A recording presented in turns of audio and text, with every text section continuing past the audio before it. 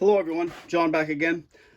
This is the completed 1860 Colt holster. Figured you'd want to take a look at the finished product because you've only been listening to me prattle on about it for a while and doing some sewing. So this is the finished product. Sewed up, dyed a deep brown. It looks a little black, but it's actually a brown. It'll fade a little bit. Something to note about this is look at this holster.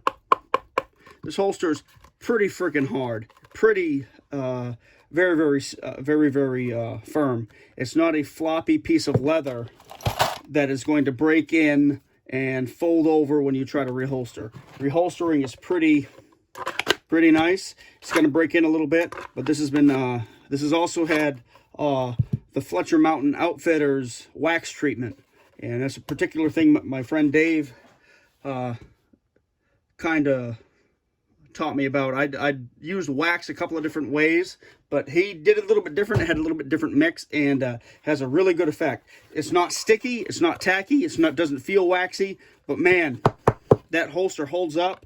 He does the same thing to his knife sheaths and it works real good. I've done it to a few of mine. But there's the finished product. Carries pretty well. I'm going to start hauling this hog leg around.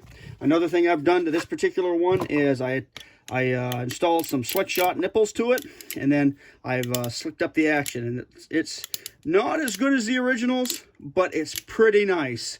You can definitely feel that there's no friction on the sides of the hammer, and it comes back nice and easy, and should be a pretty good shooter. The only other thing I have to do with this is open up this window a little bit for conical bullets and adjust the loading lever for conical bullets, and maybe replace the front sight so it hits where I want it to, but I might just do that by filing on the hammer, because if I replace the front sight, I'm going to have to modify the holster, and I don't really want to do that. But this is pretty much good to go, and I'm looking forward to putting some rounds through it as well as its mate.